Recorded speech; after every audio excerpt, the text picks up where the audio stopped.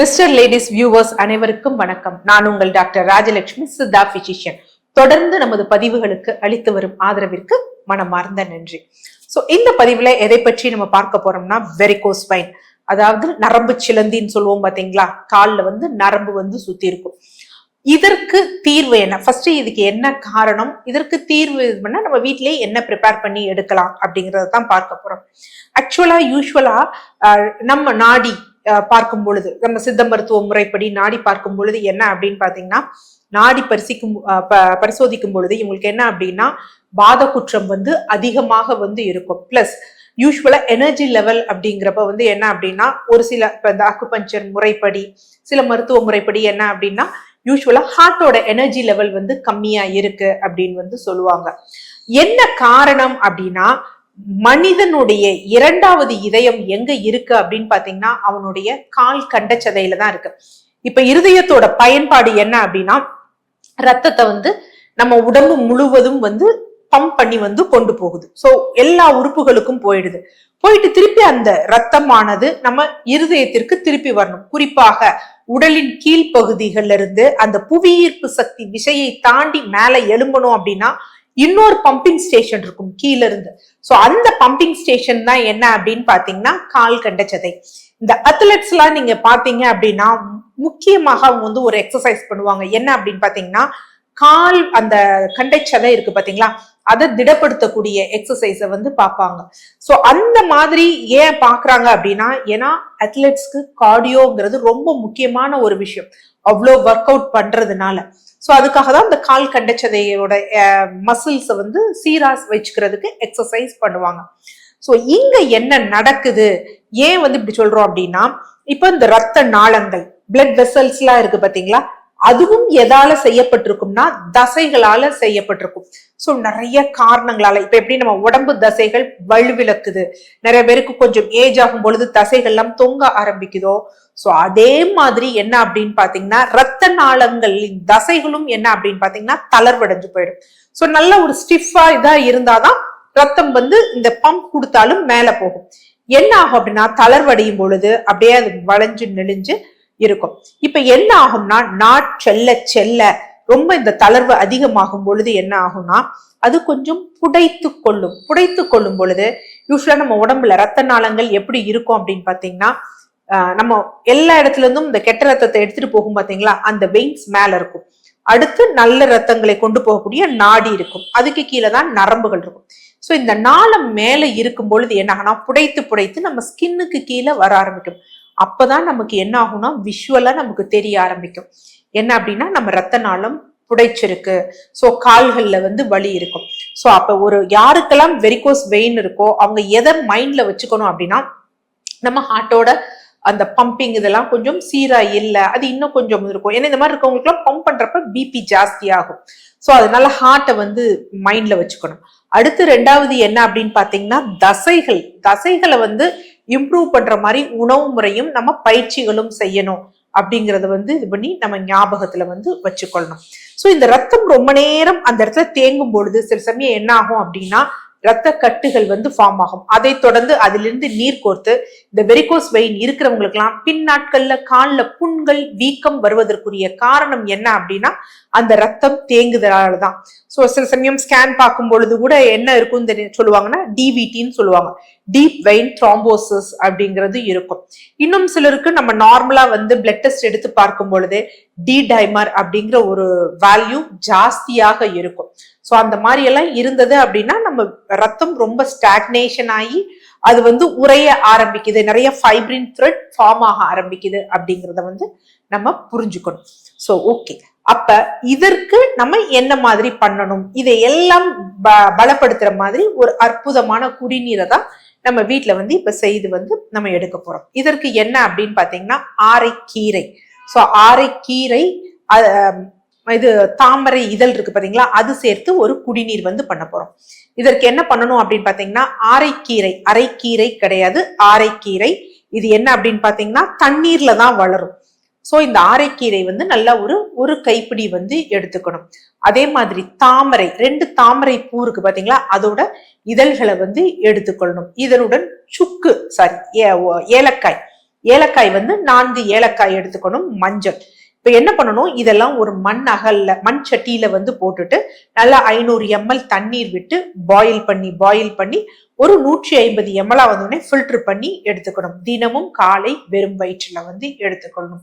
So ஏன் இதை வந்து எடுக்கிறோம் அப்படின்னு வந்து பாத்தீங்க அப்படின்னா, ஆரைக்கீரை நிறைய பேர் மக்களுக்கே வந்து தெரியும் என்ன அப்படின்னா, நல்ல வந்து தூக்கத்தை வந்து ஏற்படுத்தக்கூடியது. அதை விட ரொம்ப முக்கியம் என்ன அப்படின்னு பாத்தீங்கன்னா, நரம்புகளுக்கு இது ரொம்ப முக்கியமான விஷயம். ஏன் அப்படின்னா, நிறைய பேருக்கு இந்த வெரிகோஸ் வெயின் எதை தொடர்ந்து வரும் அப்படின்னா, இந்த இடுப்புல கம்ப்ரெஷன் இருக்கும். L4 L5 இருக்கு பாத்தீங்களா, அந்த கம்ப்ரெஷன் இல்ல L5S1 கம்ப்ரெஷன் வரும் பொழுது அந்த நரம்புகள் பாதிக்கப்படும் பொழுது அந்த தசைகள் வலுவிழக்கும். அதை தொடர்ந்து அங்கு ஓடக்கூடிய இரத்த நாளங்கள்ல வந்து ப்ராப்ளம்ஸ் வந்து ஏற்படும். இன்னொன்னு வந்து இந்த ஆரைக்கீரை இருதயத்திற்கும் ரொம்ப நல்லது. சோ அதற்காக தான் என்ன பண்றோம் அப்படின்னா, இந்த ஆரைக்கீரையை வந்து நம்ம எடுக்கிறோம். அடுத்து என்ன அப்படின்னு பாத்தீங்கன்னா, இந்த தாமரை பூ இதழ். நார்மலா இதுல என்ன இருக்குன்னா, நியூசிஃபரின், நெஃப்ரின் அப்படிங்கக்கூடிய சத்து இருக்கு. சோ இந்த சத்தோட முக்கியமான பயன்கள் என்ன அப்படின்னு நம்ம வந்து பார்த்தோம் அப்படின்னா, அந்த இரத்த நாளம் இருக்கு பாத்தீங்களா, அதை நல்ல இன்டாக்டா ஒரு சீரா தளர்ச்சி இல்லாமல் வைத்துக் கொள்ளக்கூடிய தன்மை எதற்கு இருக்கு அப்படின்னா, இந்த தாமரை பூ இதழுக்கு. இது நார்மலாவே ஒரு நல்ல ஒரு வாசோ டைலேட்டர், அதாவது இரத்த நாளங்களை வந்து அந்த விரிவுபடுத்தி ரத்த ஓட்டத்தை வந்து சீர்படுத்தும். அதனாலதான் என்ன அப்படின்னா, தாமரை பூ சூரணம்லாம் வந்து நார்மலா பிபி அதிகமாக இருப்பவர்களுக்கு வந்து கொடுக்கப்படும். மூன்றாவது முக்கியமானது, ஏலக்காய் எதுக்காக டாக்டர் இதுல சேர்க்கிறோம்? டேஸ்டுக்காகவானா? கிடையாது. ஆக்சுவலா ஏலக்காய்க்கு வந்து ஃபைப்ரினோலைசிஸ் பண்ணக்கூடிய தன்மை இருக்கு. நான் முன்னாடி சொன்னேன்ல, இந்த ரத்தம் அதிகமாக தேங்குவதனால் அங்க ரத்த கட்டுக்கள் வந்து ஏற்படும், ரத்தம் உறையும். சோ அந்த உறையும் பொழுது யூஸ்வலா இந்த ஃபைப்ரின் ஒரு நெட்வொர்க் வந்து ஃபார்ம் ஆகும். சோ அதை உடைக்கக்கூடிய தன்மை எதற்கு இருக்கு அப்படின்னு பாத்தீங்கன்னா, இந்த ஏலக்காய்க்கு வந்து இருக்கு. சோ அதை சின்ன சின்னதா உடைச்சிட்டாலே என்ன பண்ணுனா, ரத்தம் வந்து ரொம்ப ஈஸியா வந்து ஓடும். சோ அந்த மாதிரி இந்த ஒரு ட்ரிங்கை தினமும் காலையில எடுத்துட்டு வந்தாங்க அப்படின்னா, அந்த வெரிகோஸ் வெயின்ல நரம்புகளோ இல்ல ரத்த நாளங்களோ இல்ல ரத்த கட்டுகளோ இல்லாமல் பிரச்சனை கொஞ்சம் கொஞ்சமா குறைய ஆரம்பிக்கும். நம்ம என்ன பண்றோம், வெரிகோஸ் வெயின்னே டக்குன்னு ஓகே இன்னைக்கு நிறைய ஆட்டோல கூட இருக்கு, ஒரே ஒரு நாள் தான், நீங்க சர்ஜரி பண்ணிட்டு நீங்க வீட்டுக்கு வந்து திரும்பிடலாம் அப்படின்னு. பட் அதனுடைய போஸ்ட் இது நமக்கு தெரியறது கிடையாது. இங்க என்ன நடக்குது அப்படின்னா, சோ இந்த ரத்த நாளம் எது வெரிகோஸ் ஆயிருக்கோ அதை என்ன பண்ணுவாங்கன்னா, லிகேஷன் அப்படியே வந்து அதை செயல் இழக்கிற மாதிரி அந்த ஒரு சீல் மாதிரி வச்சிருவாங்க. வச்ச உடனே நாட்பட்டு அந்த ரத்த நாளம் வந்து டெத் ஆகி அது இதாயிடும். ஆனா ஒண்ணு யோசிக்கணும், ஒரு பெரிய ரத்த நாளங்கள்லயே ரத்த ஓட்டத்துல இப்படி தேக்கம் அடையும் பொழுது இதுலனா அடுத்து சின்ன சின்ன ரத்த நாளங்கள் இருக்கு பாத்தீங்களா, கொலாட்ரல்னு சொல்லுவாங்க, அது வந்து எவ்வளவு நாளைக்கு நமக்கு இருக்கும். சோ அடுத்து போஸ்ட் காம்ப்ளிகேஷன் திருப்பி வரதான் செய்யும். நிறைய பேர் அந்த மாதிரி இருக்காங்க. ஆக்சுவலா முன்னாடி வந்து பாத்தீங்கன்னா ரத்த நாளங்களையே உருவுற மாதிரி அறுவை சிகிச்சை இருந்தது. பட் இப்ப வந்து என்ன அப்படின்னா சீல் பண்றாங்க. எதுவானாலும் அதுவும் நமக்கு ரொம்ப நாள் வந்து இருக்காது. ஏன்னா சர்ஜரி பண்ணிட்டு திருப்பியும் வந்து வெரிகோஸ் வெயின் வந்து கால்கள்ல புண்கள் வந்தவங்க வந்து நிறைய பேர் வந்து இருக்காங்க. சோ அப்ப என்ன பண்ணணும்னா, இந்த குடிநீர் எடுத்துட்டு அடுத்து நான் சொன்னேன் பாத்தீங்களா, இந்த காஃப் மசில ஸ்ட்ரென்தனிங் பண்ணணும். சோ இந்த காஃப் மசில் ஸ்ட்ரென்தனிங் எக்ஸசைஸ் அப்படிங்கிறப்ப என்ன பண்ணணும்னா, 2 பாதங்களையும் தரையில வச்சுட்டு 2 பாதங்களையும் இந்த நம்ம டோஸ் இருக்கு பாத்தீங்களா, அதுல மற்றும் இந்த 2 டோஸ் மற்றும் இருக்கிற மாதிரி கால்களை வந்து உயர்த்தணும். 2ஐயும் இப்படி உயர்த்திட்டு அடுத்து என்ன பண்ணணும்னா, ஏதாவது ஒரு கால், வலது காலை மற்றும் நம்ம கொக்கு எப்படி மடக்கும் அது மாதிரி மடக்கி வச்சுக்கணும். ஏதாவது ஒரு கால்களை, குறிப்பா நான் என்ன சொல்றேன்னா, இப்ப இடது காலை மடக்கிட்டோம்னு வச்சுக்கோங்களேன். சோ வலது காலை மட்டும் என்ன பண்ணணும்னா, இந்தது இவ்வளவு ஹைட்டுக்கு வந்து ஏத்தணும். சோ அப்படி கீழே இது பண்ணி குதிகால இந்த மாதிரி ஏத்தணும். இங்க நம்ம பண்றப்ப நல்ல மைண்ட் நம்ம வச்சுக்க வேண்டியது என்ன விஷயம்னா, எவ்வளவு பண்றோங்கிற எண்ணிக்கை முக்கியம் கிடையாது, எவ்வளவு பெர்ஃபெக்டா பண்றோங்கிறது தான் முக்கியம். ஏன்னா நீங்க என்ன சொல்றது, ஒரு 3 செகண்ட், ஆக்சுவலா 5 செகண்ட் பண்றதே ரொம்ப கஷ்டம். ஈஸியா நீங்க நினைச்சலாம், ஓ இந்த ஒரு எக்ஸசைஸ் தானே. பட் நீங்க பெர்ஃபெக்டா பண்ணீங்கன்னா 3 செகண்ட் பண்றது கூட கஷ்டம். 3 செகண்ட்ங்கிறது 3 கவுண்டிங் பண்றது கூட ரொம்ப கஷ்டம்.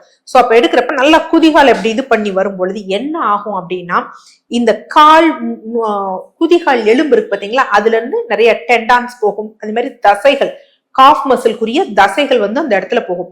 அது என்ன பண்ணும்னா நல்லா பலப்படும். இனிஷியலா பண்ணும் பொழுது பெயின் ரொம்ப சிவியரா தான் இருக்கும். சோ நீங்க என்ன ஸ்டேஜ்ல இருந்தாலும் சரி, எனக்கு வந்து கால்ல புண்கள் வர்ற மாதிரி இருக்கு, இல்ல வெரிகோஸ் வெயின் இருக்குனாலும் தாராளமா இந்த எக்ஸசைஸ் செய்யலாம். இந்த சைடு எஃபெக்டும் வந்து இருக்காது. பட் நீங்க பண்ண பண்ண என்ன ஆகும் அப்படின்னா உங்களோட காஃப் மசில் என்ன ஆகும்னா ஸ்ட்ரென்தனிங் ஆகும். சோ இது ஒரு அடிஷனல் பெனிஃபிட். அடுத்து இந்த நம்ம உள்ள இருக்க ரத்த நாளங்களையும் சீர்படுத்தணும்னா மெக்னீசியம் ரொம்ப முக்கியம், கொலாஜன் ரொம்ப முக்கியம். இது ரெண்டுக்கும் என்ன பண்ணணும்னா மெக்னீசியத்துக்கு ரொம்ப நல்ல ஒரு பெஸ்ட் சோர்ஸ் அப்படின்னு பாத்தீங்கன்னா பாதாம். சோ தினமும் 10 முதல் 15 பாதாம வந்து ஊற வச்சு தோலை நீக்கி எடுக்கணும். இது செரிமானம் கொஞ்சம் குறைபாடு இருக்கிறவங்களுக்கு. இல்ல நான் அப்படியெல்லாம் ஒண்ணும் இல்லை அப்படின்னா நெய்ல வறுத்து எடுக்கலாம். பட் செரிமானம் குறைபாடு இருக்கா இல்லையான்னு நமக்கு தெரியாது. அதனால ஊற வச்சு தோலை உரிச்சு எடுக்கிறது ரொம்ப முக்கியம். அடுத்து கொலாஜனுக்கு அசைவம் சாப்பிடுபவர்கள்னா எலும்பு சூப்பு எடுக்கலாம். இல்ல நார்மலா என்ன அப்படின்னு பாத்தீங்கன்னா முருங்கைக்கீரை குச்சி இதெல்லாம் நல்லா போட்டு நம்ம சூப் செஞ்சு சாப்பிடணும். இது என்ன பண்ணும் அப்படின்னா மெக்னீசியம் சத்து நமக்கு கொலாஜனை வந்து இது பண்ணும். இந்த மீன் டைம் கால்ல ஏதாவது ஒண்ணு அப்ளை பண்ணணும்ல, அது ரொம்ப முக்கியம். இல்லைன்னா வலி எடுத்துட்டு இருக்கேன், முக்கியமா இந்த வெரிகோஸ் வெயின் இருக்கவங்க தயவு செய்து இந்த மசாஜ் பண்றது, அழுத்தி தேய்க்கிறது அந்த மாதிரி விஷயங்கள் பண்ணாதீங்க. அது உங்க வெயின்ஸை டேமேஜ் பண்ணும். ஸோ கொஞ்சம் ஒரு ரிலாக்ஸண்டா பண்றதுக்கு என்ன பண்ணணும் அப்படின்னா நல்லெண்ணெய். ஸோ நல்லெண்ணெய் வந்து எவ்வளவு எடுக்கணும் அப்படின்னு பாத்தீங்கன்னா ஒரு 100 ml வந்து நல்லெண்ணெய் வந்து எடுத்துக்கணும். ஸோ இந்த நல்லெண்ணெயை எடுத்துட்டு அதுல நம்ம என்ன பண்ணணும் அப்படின்னா மஞ்சள், சீரகம், சோம்பு, ஓமம், அதோட வேணும்னா சின்ன வெங்காயம், ஒரு 2 சின்ன வெங்காயம் போட்டுட்டு நல்லா பாயில் பண்ணும். பாயில் பண்ணிட்டு அதுக்கப்புறம் என்ன பண்ணணும்னா அதை ஃபில்டர் பண்ணி வச்சுக்கணும். இந்த எண்ணெயை என்ன பண்ணலாம்னா மைல்டா கீழ இருந்து மேல தேய்க்கணும். சூடு பண்ணி எல்லாம் தேய்க்க வேண்டாம், மைல்டா தேய்ச்சாலே போதும். நமக்கு விஷுவலா நமக்கு தெரியும் அந்த இது கொஞ்சம் அப்ளை குறைஞ்சது. இல்ல அப்படின்னு பாத்தீங்கன்னா சைப்ரஸ் ஆயில் அப்படின்னு இருக்கு, கொஞ்சம் காஸ்ட்லியான ஆயில் தான், பட் நல்ல ரிசல்ட் கொடுக்கும். இந்த சைப்ரஸ் ஆயில நம்ம எக்ஸ்டர்னலா வந்து நம்ம யூஸ் பண்ணலாம். இல்ல அப்படின்னு வச்சுக்கோங்களேன், திராட்சை இருக்கு பாத்தீங்களா, அதனுடைய விதைகள் செய்யப்பட்ட எண்ணெய் இருக்கு. சோ அந்த எண்ணெயும் எக்ஸ்டர்னலா இது பண்ணலாம். அது மாதிரி திராட்சை விதைகள் உள்ள வந்து எடுத்துக்கிறது. இதுல ரெஸ்வரட்டால் அப்படிங்கக்கூடிய சத்து இருக்கு. இதுவும் இந்த வெரிகோஸ் வெயினை குறைக்கக்கூடிய தன்மை இருக்கு. இது எல்லாமே ஃபாலோ பண்ணோம் அப்படின்னா இந்த வெரிகோஸ் வெயினுக்கு அறுவை சிகிச்சை இல்லாமல் தப்பித்துக் கொள்ளலாம். இது என்ன பண்ணக்கூடாது, சும்மா தேய்ச்சிட்டு உடனே பார்த்தா நம்ம சேஞ்சஸ் இல்லைன்னு நம்ம நினைக்க கூடாது. ஃபர்ஸ்ட் நமக்கு பெயின் குறையும், அப்புறம் சூப்பர்ஃபிஷியலா மேலாவில் இருக்கிறது கொஞ்சம் கொஞ்சமா வந்து அழுந்த ஆரம்பிக்கும். இதுல நம்ம வெயிட் ரொம்ப ஜாஸ்தியா இருக்கும், மலச்சிக்கல் இருக்கு, உடல் எடை அதிகமாக இருக்கிறதுனால அழுத்தம் ஏற்படுது அப்படின்லாம் இருந்ததுன்னா அதையும் குறைக்க ட்ரை பண்ணும். ஏன்னா அங்க அழுத்தம் ஏற்பட்டுச்சுன்னா வெரிகோஸ் வெயினோட தொந்தரவுகள் அதிகமாகும். ஸோ இந்த மாதிரி ஒரு பேட்டர்னை ஃபாலோ பண்ணுங்க. வெரிகோஸ் வெயினுக்கு அறுவை சிகிச்சை இல்லாம நம்ம நல்லபடியா வந்து ரிவர்ஸ் ஆயிக்கலாம். நன்றி.